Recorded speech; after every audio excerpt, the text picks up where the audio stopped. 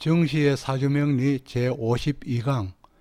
오늘은 육식갑자 중 20번째인 개미일주편입니다. 개수와 미토로 이루어진 개미일주에 대하여 상세하게 알아보도록 합니다. 개미일주편입니다. 음의 미토와 음의 개수로 이루어진 개미일주는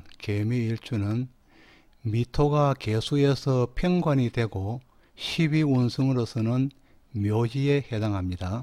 12운성은 묘지에 해당합니다. 그리고 미토의 지장간에는 정, 을, 기의 천간이 각각 들어 있으며 정화는 지장간에 있는 정화는 개수에서 편제가 되고 12운성으로서는 관대지에 놓이게 됩니다. 그리고 을목은 개수에서 식신이 되고 그리고 12운성으로서는 양지에 놓이게 됩니다. 그리고 지장간에 있는 기토는 편관이 되고 12운성으로서는 정화와 같이 역시 관대지에 놓이게 됩니다. 그럼 개미일주의 하나하나에 대해서 특성에 대해서 다시 또 알아보도록 하겠습니다. 개수는 하늘에서 내리는 비로소 묘월에서 장생하고, 그러니까 2월이 되면은 장생지가 되죠. 장생하고, 장생하는 봄, 장마, 즉 개출림입니다. 개수는 봄의 림자는 장마림자입니다. 개출림이 되는 것입니다. 또 개수의 방향은 북쪽이면서 계절은 추운 겨울을 나타냅니다. 개수 글자의 형상은 박쥐의 날개가 펼쳐진 모양과 같아 가지고 박쥐와 같아서 동물로는 박쥐로 나타내고, 또 이 박쥐는 낮에는 거꾸로 매달려 잠을 자고 개수가 밤을 나타내는 것처럼 박쥐도 밤에만 활동을 합니다. 개수는 2월이 되면 장생이 되어, 그러니까 2월이 되면 자기의 힘을 얻기 시작한다는 거죠. 힘을 얻기 시작하고 7월이 되면은 이제는 사하기 시작한다. 그래서 일단 수의 기운이 줄어들기 시작하여서 추수할 계절, 가을을 준비한다고 했습니다. 그리하여 개수일간은 음간으로서 역행한다고 그랬죠. 음간은 역행하고 그리고 양간은 순행한다고 그랬죠. 그러니까 역행하니까 축자해가 한철이라는 것입니다. 축자해로 흘러간다는 것입니다. 양간이면 해자축으로 흐르겠죠. 개수는 음중음으로서 가장 유약하고 세력이 약하면은, 그러니까 세력이 자기가 도우는 비경급제가 없으면 이 말이죠. 세력이 약하면 비경급제가 없고 인성이 없으면 평생 동안 눈물이 많은 명조가 된다고 했습니다. 또 개수일간이 개개로 쌍투하고 천간에 개수와 개수 두 개가 나타나고, 또 건을 얻으면 뿌리까지 있으면, 개수의 뿌리까지 있으면 오히려 태양을 어둡게 하여서 피해가 있다고 했습니다. 다른 일간들은 일단 쌍투하고 건을 얻으면 강하게 되어서 전부 신강해서 일단 좋은 편인데, 그러나 개수는 그와 반대로 어둡게 태양을 맞기 때문에 어둡게 하여서 일간에게 피해가 올 수 있다고 했습니다. 또 개수는 경금과 무기토로서 혼탁되기 쉬워서 자신의 맑음을 보존하기 어렵다고 했습니다. 모든 사주에서는 맑은 것이 일단 원칙인데, 개수는 경금이 있거나 무기토를 보게 된다면은 개수 물이 혼탁되기 쉬워서 일단 자신의 맑음을 보존하기 어렵다고 했습니다. 그래서 온갖 여러 어떤 나쁜 기운들이 스며든다는 것이죠. 또 개수는 평소에는 온화하고 냉정하지만 폭발적인 기분이나 열정도 있는 사람입니다. 또 개수가 정화를 만나면은, 개수 그러니까 명조에 정화가 있다면은, 정화는 등불로서 등화 가친이라 그렇게 등불을 가까이 하는 사람으로서 학자가 되기 쉽다고 하였습니다. 개수가 임수를 보고 반대의 세력이 없다면, 즉 화의 기운이 없다면은 윤합격을 이루어서 즉 대부대기하는 사람이 된다고 했습니다. 그러니까 부자면서 귀한 사람이 된다고 했습니다. 또 개수가 진월에 나고 3월에 나고 병화가 있다면은 정관 용재격이 되어서 이 사람 역시 부하고 귀한 사람이 된다고 했습니다. 그리고 또 개수 일간이 가종하거나 과합격이 되기 쉬워서 개수 일간은 가종이나 과합격이 되어서 주위에 휩쓸리기 쉽다고 했습니다. 즉 개수는 화가 왕하면은 화를 따라가고 또 토가 왕하면은 토로 따라가서 옆의 동료에 따라가기 쉽다고 했습니다. 그러니까 수가 아니고 그때부터는 화의 기운이면서 아니면 또 토의 기운이 된다는 거죠. 또 개수는 임수와 해수에 의해서 왕해지면은 임수로 가거나 해수가 있다면 임수로 가거나 아니면은 윤합격이 되어 버린다는 거죠. 또 무게합이 있고 병정화가 있다면은 화합격을 이룬 사람으로서 또 이 사람이 지지에 금이 또 왕하다면은 또 이 사람 역시 부자가 된다고 했습니다. 부자라고 했습니다. 또 임목 인월의 개수는 즉 음력 1월에 나고 신금이 있다면은 이 사람은 지금 인성이죠. 인성이고 이거는 인월에 난 사람입니다. 그래서 신금으로서 신금은 즉 상관이죠. 상관으로서 인성을 얻었다는 것이죠. 얻은 사람은 기격을 이룬다고 했습니다. 인월에 나고 신금이 있는 사람은 상관 폐인격을 이루어서 기격을 이룬다고 했습니다. 또 개수는 환경의 변화에 따른 적응력은 뛰어나지만 자기가 환경을 변화시키고 발전시키려는 주체적인 입장의 리더로서는 관심이 없는 사람입니다. 그렇게 나서지는 않는 사람이라는 거죠. 또 개수가 신약하면은 경금으로는 탁이 되기 쉽고 신금의 도움이 필요하다고 했습니다. 그러니까 경금은 탁이 되니까 개수에서는 싫어하고 개수의 사람은 싫어하고 신금을 좋아한다는 것이죠. 또 개수 일간은 사람들을 융화시키고 군중을 결합시키는 힘을 가지고 있는 일간입니다. 미는 안일 미자이며 사전적인 의미로 본다면은 아니다 못하다 그리고 아직 못하지 못하다 아니야 못하느냐 또 8번째 지주로 나와 있기도 하고 미래 장차 등의 뜻이 있습니다. 그래서 미토는 아직까지 이루지 못하고 있다는 미완성의 뜻을 강하게 가지고 있어서 희망을 기다리는 글자이기도 합니다. 또 미토는 목의 기운을 가두어 버립니다. 미토 글자의 형상은 토 아래에 목을 누르고 있는 모양입니다. 이제는 나무가 더 이상 자라지 못하게 하는 것이 미토의 기운입니다. 봄에 나서 여름에 자란 것들을 가을이 되면 수확하기 위하여 준비하는 단계가 미토의 단계입니다. 그리하여 개미 일주에게 새로운 것을 시작해 보려는 조언은 맞지 않습니다.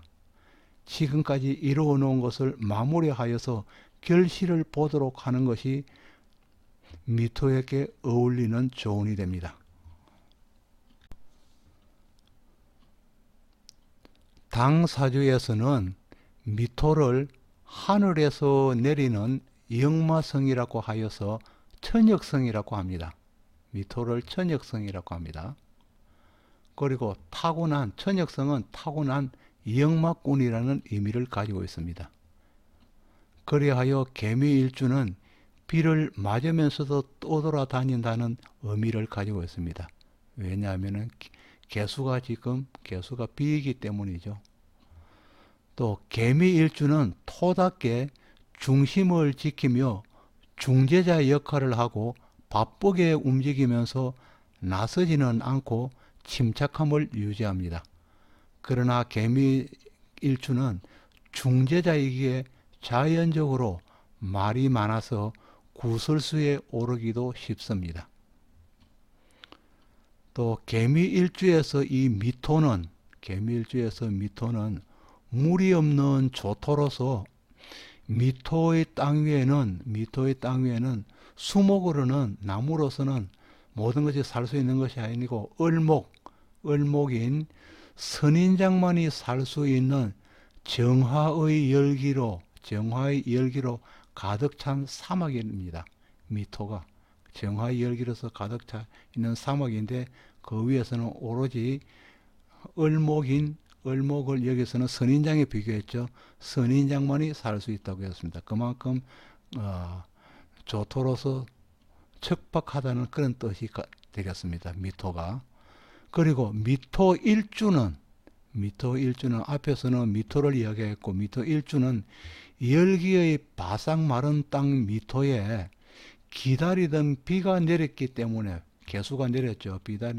개수가 내렸기 때문에 생기가 돋고 농사 일을 준비하듯 바쁘게 살아가는 사람이 즉 개미일주라고 했습니다.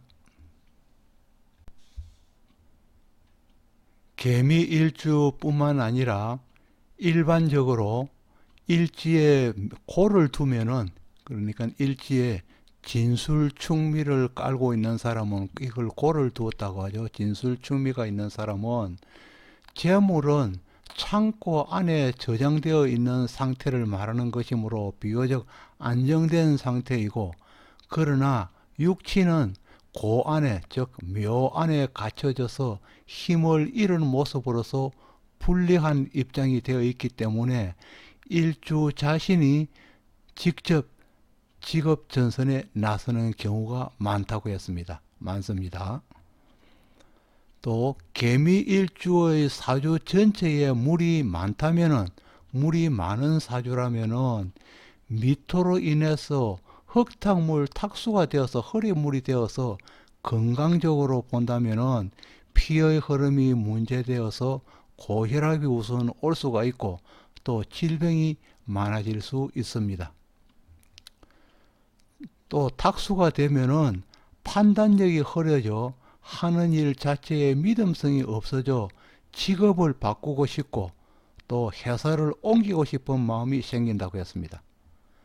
그러나 이와는 반대로 사주 전체에 물이 적어서 조열한 명조가 되었다면은 물이 적으니까 목을 키울 수 없으니 생기가 없는 사람이며 또 목기의 식상이 약해져서 오지랖은 줄어들고 자식마저 보기 힘든 즉 얻기 힘든 명조가 될 것이라고 했습니다. 개미일주의 지장간에 있는 기토는 편관으로서 그 편관을 대자 묘궁에 놓여 있다고 합니다. 이를 자자강고 또는 부성인묘라고 이야기합니다. 관이 묘에 있다는 것은 관이 자기의 역할을 하기 힘든 상태에 놓여 있는 것을 알 수 있습니다. 관이 인묘나 입고되어 있으면은 관을 조금은 비하하여 생각할 수 있고 또 여차하면은 내가 생업전선에 직접 나서게 되는 것으로서 내가 가주가 되기 쉽습니다. 한편 또 전혀 다른 입장에서 편관을 생각해 볼 수 있는데 그 편관이 관대의 옷을 입고 묘궁에 있다면은 첫째로 편관이 나름대로는 범접하지 못할 카리스마를 가진 것으로서 특별한 가운을 입고 권위가 높은 막강한 위치에서 조용히 업무에 종사하는 진중한 사람으로 생각해 볼 수도 있고 둘째는 미토가 현침이기 때문에 현침을 가진 사람으로서 편관이 현침을 가진 사람으로서 의료직에 종사하는 사람일 수도 있으며, 또 셋째는 또 관이 토의 물상이기 때문에 관이 토의 물상으로서 토굴에서 개수 비를 피하고 있는 모습으로서 수양이나 수련 중의 도를 구하는 도인의 모습이기도 하며, 또 네 번째는 또 종교인의 모습이거나 아니면은 병중에 있는 환자의 모습이기도 합니다. 이와 같이 대자 묘궁에 있는 편관을 여러 가지 상태로 생각해 볼 수가 있습니다. 개미일주의 치장간에 있는 을목식신은 미토에서 양자 묘궁에 놓이게 되고, 또 치장간에 없는 간목이 있는 상관은 미토에서 묘지에 들어서 묘종 묘궁에 놓이게 됩니다. 양자 묘궁이나 묘종 묘궁은 우선 명주의 행동 방향은 전부 양과 묘로 이루어져 있기 때문에 행동 반경은 크지 않음을 알 수 있고, 또 조용한 성격의 소유자임을 미리 짐작해 볼 수도 있습니다. 또 양의 글자는 양육이나 요양의 의미를 가지고 있어서 어릴 적에는 국내이든 해외이든 입양될 수 있음을 나타내기도 하고, 또 나이가 많아서는 요양될 수 있음을 나타낼 수도 있습니다. 그리고 식상으로서의 자식은 양과 묘에 들어서 몸이 건강한 상태는 아님을 알 수 있습니다. 묘궁은 정신적 영역에서는 뛰어나기 때문에 공부는 잘 할 것으로 생각해 볼 수도 있습니다. 또 식상은 말 그대로 먹는 것으로서 미토를 보아서 만미, 즉 만미와 서로 통하는 글자이기에 미식가이며, 또 입맛은 미토의 현침살로 까다로울 것입니다. 또 양에 놓인 사람은 정신적, 육체적으로 조숙하게 되면서 자신의 일에만 몰두하는 사람입니다. 또 양지에 놓이게 되면은 보호 본능으로서 대가 없는 도움을 받을 수 있기에 도움을 받은 사람을 잊지 않는 마음이 필요합니다. 또 양지는 매사를 자기 마음대로 하려고 하고, 또 양은 특별히 바람길을 의미하고 나타내기도 합니다. 개미일주의 지장간 내에 있는 정화편제는, 개미일주의 지장간에는 정화편제가 있고, 그리고 을목인 식신이 있고, 그리고 지장간에는 또 편관인 기토가 있습니다. 지장간 이렇게 세 개가 있죠. 그리고 지장간 내에 있는 정화편제는 미토에서는 미토를 보아서 대자 묘궁에 놓이게 됩니다. 그러니까 대자 묘궁이라는 이야기는, 대자는 그러니까 재물을 지키는 힘이 강하다는 이야기입니다. 그리고 또 개미일주는 지장간에 식재관을 두어서 지장간에 식신과 재성과 그리고 관을 둔다는 얘기예요. 두어서 식신의 힘으로 개미같이 열심히 일하여, 식신의 힘으로서 개미는 개미일주와 같은 어떤 상통하는 또 뜻도 있겠네요. 일하여서 재물을 창고에 쌓아두는 사람으로서 가난한 사람은 별로 없다고 했습니다. 개미일주가. 그러나 원국이나 운에 의하여 고가 파고되면은 개미일주의 미토의 고죠. 미토가 또 축의 운이나 축의 운에서 축미충을 당하거나, 안 그러면 술의 운에서 술미형을 당하였을 때는 파고된다는 것이죠. 파고되어서 급제인 임수를 본다면은, 임수가 나타나 있다면은 정화와 임수가 합을 하여서 정화의 지장간에 있는 재물이 합을 하여서 밖으로 도망가서 사라진다는 것입니다. 재물이 합해서 재화가 빠져나갈 수 있다고 했습니다. 그러나 술운이나 미토운에 의하여 파고가 되어도 임수를 보지 못하면은 제의 상태는 비교적 안정할 것이라고 했습니다. 임수가 없다면은 제가 그대로 안정되어서 일단 지장간 창고에 있다는 것입니다. 그리고 또 명식에 병화 정제가 있는 명조라면은 병화가 또 있는 명식에 그냥 있다면은 신금의 운이 오면은 신의 운이 오면은 병신합으로 인하여 재화의 출고를 느낄 수 있다고 했습니다. 병신합이 되어서 또 밖으로 재물이 빠져나간다는 거죠. 그러나 명식 자체에 병신합이 되어 있으면은 여기서 예를 들어서 신금이 여기서 명조에 그냥 있다면 병신합으로 이루어져 있다면 빠져나가지는 않지만은 그래도 재화의 이동은 수나 아니면 화의 운이 있을 때는 그걸 받을 때 이 신금과 병화가 또 그걸 받을 때 그러니까 수의 운이 와서 화의 불꽃을 끄거나 안 그러면 화의 운이 와서 신금의 극을 당할 때는 그때는 다시 재화의 움직임을 느낄 수 있다고 하는 것입니다. 개미일주의 지장간 내에 있는 기토인 편관인 기토는 미토를 보면은 대자 묘궁에 놓이게 됩니다. 개수일간은 미토에서 묘궁에 놓여 있고 그리고 기토인 지장간에 있는 기토인 편관은 미토를 보면은 관대지에 놓여서 즉 대자 묘궁에 놓여 있다고 표현을 하는 것입니다. 또 지지의 편관으로서 기토를 보는 것은 관대지로서 방금 조금 전에 설명을 했죠. 관대지를 놓아서 힘을 갖추고는 있지만은 근본적으로 묘의 힘없는 궁 안에 놓여 있기 때문에 그러니까 묘의 힘없는 궁 안에 미 안에 지금 놓여 있다는 거죠.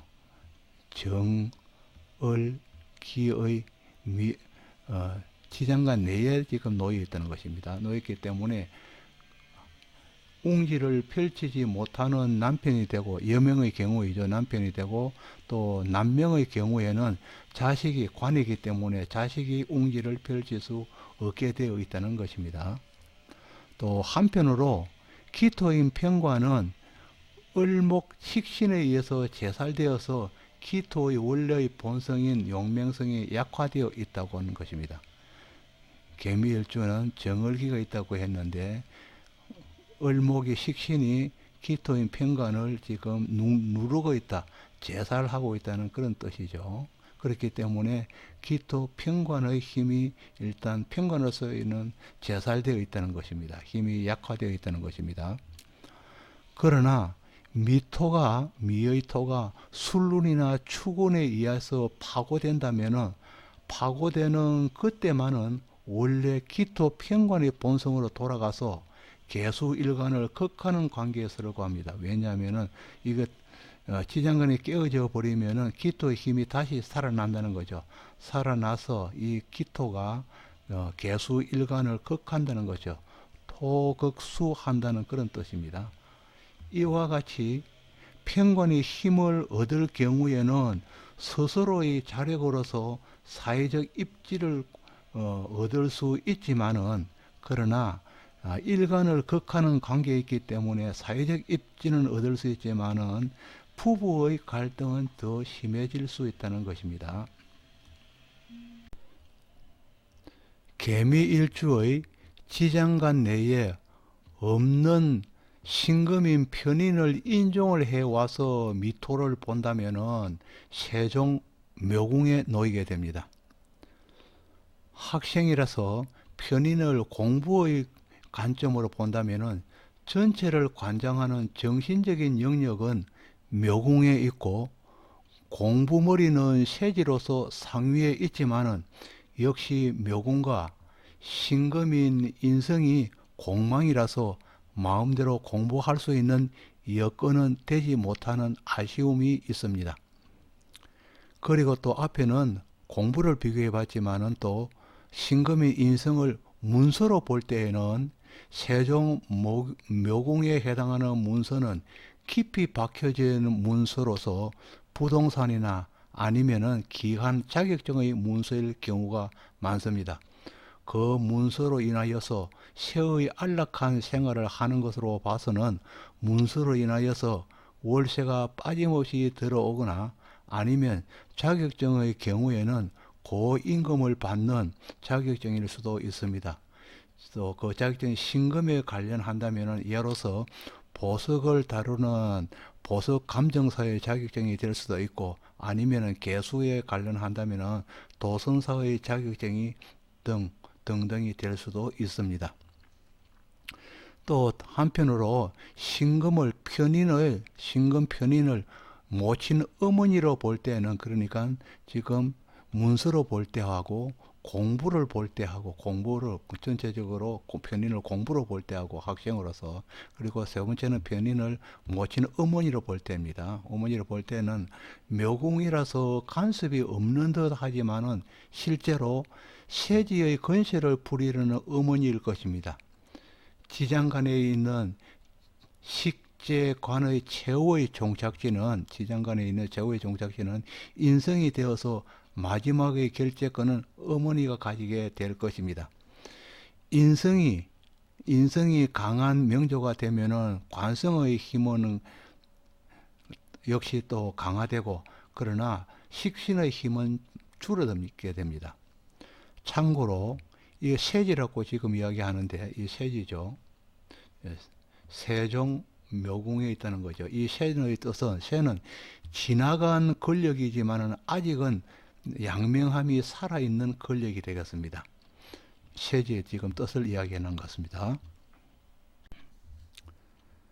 개미일주의 지장간 내에 없는 경금인 편인을 인종을 해와서 미토를 본다면은 대종 묘궁에 놓이게 됩니다. 그리고 묘의 환경이기 때문에 좋지 못한 환경에서도 관대를 보아서 확실한 성공을 위한 출발점의 모습을 생각해 볼 수 있습니다. 관대는 시험에 합격한 것이죠. 왜냐하면 사모 관대를 쓴다면은 과거 시험에 합격한 모습을 나타내기 때문에 그만큼 지금 관대는 강력한 어떤 힘을 가지고 있다는 것입니다. 또 관대로서 자환 인성으로서 성공한 모습이라면은 첫째로 교수가 되어 있거나 교육계에 진출하여 성공한 모습을 생각해 볼 수도 있고 또 인성을 두 번째로는 인성을 도장으로 볼 때는 기업에서 인장을 찍을 수 있을 만큼 결재권이 있는 고위직에 진출한 모습을 생각해 볼 수도 있습니다. 그리고 또 세 번째, 인성을 문서로 볼 때는 좋지 못한 환경 속에, 즉 묘궁의 환경 속에서도 공직이나 기업의 합격의 통지서를 받고 출근 직전의 모습이기도 할 것입니다. 또 인성을 또 네 번째 모친 어머니로 볼 때는 온갖 고생을 다하여 가족을 보살핀 후에 자기도 늦게나마 학업을 성취한 모습일 수도 있습니다. 그러나 경금인 정인이 지지에 건을 갖지 못하거나 재성에 의하여서 압박을 받고 있거나 아니면은 건이 있어도 건이 형충을 당하는 명조라면은 묘궁의 힘이 합작하여서 상천한 인성으로서 아무것도 이룰 수 없는 명조가 될 것이라는 것입니다. 참고로 관대는 다가올 권력이 살아 움직이기 시작하는 모습입니다. 관대는. 그런데 새는 권력이 지나간 후에의 어떤 그래도 권력이 살아있는 모습이지만은 관대는 다가올 세력이라는 것입니다. 개미일주처럼 식신과 재성과 관성이 식재관이 지장간에 놓여 있는 일주라면은 반드시 숙지하고 있어야 할 게 있습니다. 지장간에 식재관을 둔 사람이라면은 인간의 기본적인 욕심으로서 열심히 일하여 돈을 벌려고 하고 돈을 벌면 그 돈으로서 관인 자리를 얻고 싶어 하는 것입니다. 그러나 돈으로 이루어지거나 얻어진 관의 자리는 오래가지를 못합니다. 돈이 없는 시점에서는 관의 자리도 사라지고 창고는 비어 있고 세월은 이미 황혼에 가 있을 것입니다. 그래서 개미일주처럼 지장간이 식재관으로 이루어진 사람이 자기의 평생을 보장받을 수 있는 방법은 자기 주위를 돌보면서 주위 사람을 지켜가는 것입니다. 주위 사람을 지켜가는 것이라고 했습니다. 그러면 자연히 재물이 일고 또 명예가 타인에 의해서 따라오지만은 재물을 지키고 쌓으려 한다면은 재물을 위하여 노력한 만큼 잃게 되고 망가지게 될 수도 있을 것입니다. 개미일주에게는 비인살이 있습니다. 비인살은 우리 일상생활과 결코 가볍지 않은 흉살이기 때문에 좀 더 상세하게 알아보도록 합니다. 여기서 비인살은 날빗자죠. 그러니까 칼이 나른다는 살입니다. 그래서 칼이 날아오는 것이나 아니면은 내가 던져서 칼이 날아가는 것을 의미합니다. 또 비인살은 일간을 중심으로 보지만은 타지 어디에 있어도 작용하게 됩니다. 비인은 양인과 충이 되는 지지를 말합니다. 그래서 비인은 병자, 정축, 무자, 기축의 경우와 그리고 이것은 천간과 지지가 같은 음과 양으로 이루어진 경우이고 또 영과 같은 음으로 이루어진 양과 음으로 이루어진 일주는 이모일주와 개미일주가 비인살에 해당합니다. 그러나 갑이나 을 같은 경우에는 그렇지 못합니다. 그래서 갑은 유를 볼 때, 을은 수를 볼 때, 그리고 경이나 신 같은 경우에도 마찬가지입니다. 일간이 경에서는 묘를 볼 때, 신에서는 지지, 어디에서든지 진을 볼 때는 전부 비인살에 해당합니다. 또 비인은 지지 어디에 있어도 작동을 하지만은 그 작용력은 양인살에는 미치지 못합니다. 일간이 타주보다는 좀 더 강한 힘을 가지고 있습니다. 물론 이 이야기입니다. 병자, 정축, 무자, 기축, 그리고 이모, 개미 같은 경우에는 갑이나 을이 가진 비인살이나 경이나 신이 가진 비인살보다는 일간이기 때문에 비인살의 작용력이 좀 크다는 것입니다. 그 다음에 비인살의 특징을 알아보겠습니다. 비인살의 대표적인 특징은 조급함으로써 꾸준함이 없으니까 금방 실정을 낸다는 것입니다. 그리고 비인살을 가진 사람은 모험을 즐기고 새로운 일을 벌리지만은 곧 지루해서 다른 일을 또 찾기 쉽다는 것입니다. 또 비인살이 있으면 모든 일의 결과를 보지 못하고 또 포기하기도 쉽습니다. 또 비인살은 일확천금을 얻었다 해도 조급함으로서도 그 일확천금을 지키지도 못하는 경우입니다. 비인살은 날아오는 칼이거나 내가 던져서 날아가는 칼이니 어느 것이든 날아오는 것이든 날아가는 것이든 어느 것이든 순간적으로 위험한 것은 마찬가지가 되겠습니다. 양인은 칼을 잡고 있는 상태이며 비인은 칼이 소나기를 떠나서 날아가는 상태가 되겠습니다. 길을 가다 강도를 만나거나 하늘에서 간판이 떨어지는 경우나 또는 태풍에 피해를 입는 경우도 비인살에 해당하게 되겠습니다. 특히 어느 한쪽이라도 비인살이 있는 부부라면은 조그마한 감정으로 아주 작은 감정으로 부부간에 툭 하고 무심결에 던진 말이 칼이 되어서 돌이킬 수 없는 상처가 될 수도 있습니다. 이와 같이 무심코 던진 말이 쌓여서 이혼의 원인이 되기도 합니다. 즉 언중유골보다 강한 것이 즉 은중유인입니다. 은중유골은 말 속에 뼈가 있는 것이고 은중유인은 말 속에 칼이 있는 것이죠. 그래서 은중유인은 무형의 비인살이 되겠습니다.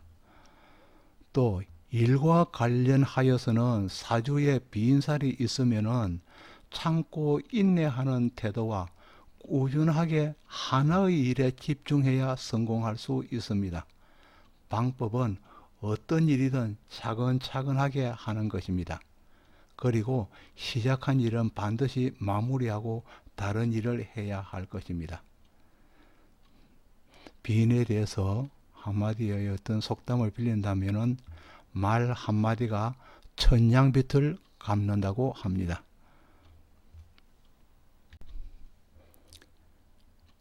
개미일주는 신미일주와 더불어서 지장간에 편제와 편관을 두어서 남녀 모두 외정의 연분이 생길 가능성이 많은 일주입니다. 개미일주는 남년살, 그래서 남년살과 여연살에 해당하는 일주가 되겠습니다. 남년살과 여연살이 심하게 발동하는 경우를 보면은 상대의 사주 구성에 천간합이 있거나 지지합이 있거나 아니면 도화가 있다면은 외정으로 얽힐 확률이 높아진다는 것입니다. 얽히기 쉬워서 그 연분으로 인해서 구설수를 넘어서 망신을 당하거나 심하게 된다면은 변리 혹은 이혼까지도 갈 수가 있는 경우가 생길 수 있습니다. 또 남년살, 여연살에 해당하는 일주를 보면은 여연살에 해당하는 일주는 을축일주, 그리고 병신, 정축, 기미, 경인, 신미일주, 임인일주, 임신일주, 개미일주는 여연살에 해당하고, 그리고 갑인, 갑신, 정축, 무신, 기축, 신미, 임인, 개미일주는 남년살에 해당하는 일주가 되겠습니다. 개미일주는 내년 경자년이 오면은 경자년은 자년에 해당하니까 좌오묘유 즉 도화의 운이죠. 도화의 운이 온다는 것인데, 그러니까 개수와 또 같은 비급 도화의 운이 오는 거죠. 왜냐하면 수로서 같은 거니까 비급 도화의 운이 오는데, 그래서 비급 도화의 운으로서 학교나 직장에서 비급 도화의 운이 되면은 학교나 직장에서 이전부터 미리 알고 있는 가까운 사람과 연분이 생기기 쉬운데, 자미는 또 원진살이고 경자년의 자와 그리고 내일 지지는 미로서 원진살이 형성이 되고 또 기문관살이 형성되어서 마치 홀린 듯 행해진다고 했습니다. 마치 홀린 듯 행해지는 말과 행동들이, 언행들이 일성을 깨트릴 수 있어서 부부 사이나 또는 가족 관계와 가까운 사람과의 관계는 특별한 주의와 조심을 필요로 한다고 했습니다. 개미일주에 목욕에 해당하는 인의 운이 온다면은 지장간에서 미와 인의 합인 각기 합이 생기고 또 미와 인의 기문이 발생하게 됩니다. 기문이 오는 해에는 정신적으로는 예지력이 발달할 수 있고 또 예민함으로써 감정 기복이 심해지고 집요한 집착 현상이나 의심과 질투 그리고 히스테리시스 등이 나타날 수 있습니다. 그러나 이 모두가 한꺼번에 나타나는 현상은 드물고 예지력이 나타날 경우에는 예지력만이 편정되어 나타나는 경우가 많습니다. 또 특히 일지를 기준하여서 기문이 형성되고 해당 천간이 합되는 경우는 기문이 심하게 나타나서 감정 기복이 엄청 심해진다는 보고도 있습니다. 예를 들어 본다면은 개미일주에 무인이 월주나 시주에 자리하는 경우와 또 무인이 운에서 오는 경우인데, 이는 지장간의 합과 천간의 합이 동시에 형성되기 때문입니다. 왜냐하면은 개미일주에서 무인의 일단 명식에 월주에 자리하거나 아니면은 무인이 시주에 자리하고 있을 때, 그렇지 않다면은 무인이 운에서 오는 경우입니다. 그때는 전부 이 미토의 안에 있는 기토와 토와 그리고 운에서 오는 간목이나 아니면 명조에 있는 간목이 전부 다 합을 한다는 거죠. 지장간에서 전부 다 합을 하는 경우가 생기고, 또는 천간에도 무게합이 생기기 때문에 이때에는 기문의 작용력이 심하게 나타난다는 것입니다. 참고로 무석과 관련되었다고 하여서 반드시 기문이 있는 것은 아니며, 기문이 무석과 관련되어도 기문이 아닌 경우가 더 많습니다.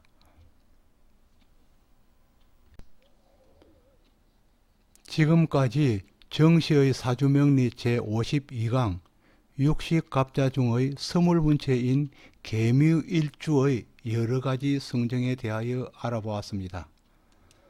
개미일주를 이해하는 데 조금이라도 도움이 되었으면 좋겠습니다. 영상을 보신 여러분께서 구독을 눌러주신다면 영상을 만드는 저에겐 큰 힘이 됩니다.